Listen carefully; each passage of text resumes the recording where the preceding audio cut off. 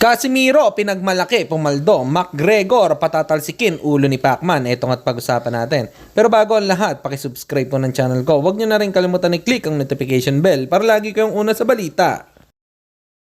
Pag-usapan nga po natin mga kaboxing, Conor McGregor may reaksyon na din sa bakbakang Manny Pacquiao at Floyd Mayweather Jr. Ayon sa sinabi ni McGregor ay matatalo lang daw si Pacman na hindi nahihirapan si Mayweather Jr. Dito, dagdag pa nga po ni McGregor na kapag siya ang nakalaban ni Pacman ay sigurado na easy work lang para sa kanya dahil sa height nito na maliit lang. Kaya mapapatalsik lang ang ulo ni Pacquiao dahil sa mga suntok niya.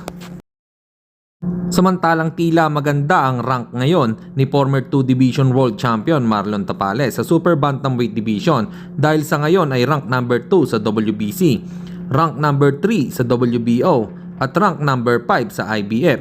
Kaya dapat ay manalo ito sa laban niya kay Yukinori Oguni para tumaas palalo ang rank nito. April 3 sa Korakuen Hall, Tokyo, Japan. Good luck sa laban, The Nightmare Tapales.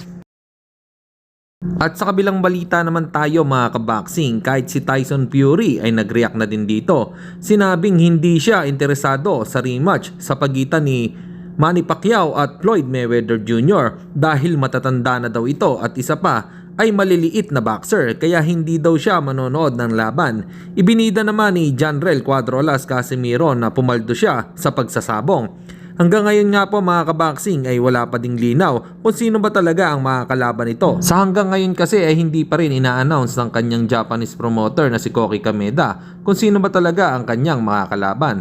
Dapat nga po ay ina-announce na ngayon dahil malapit na ang laban nito. Ano po masasabi nyo dito mga kaboxing? Comment lang kayo sa ibaba. Hanggang dito na lang muna ang ating balita. Dito na lang ang aking boxing news report. Babu!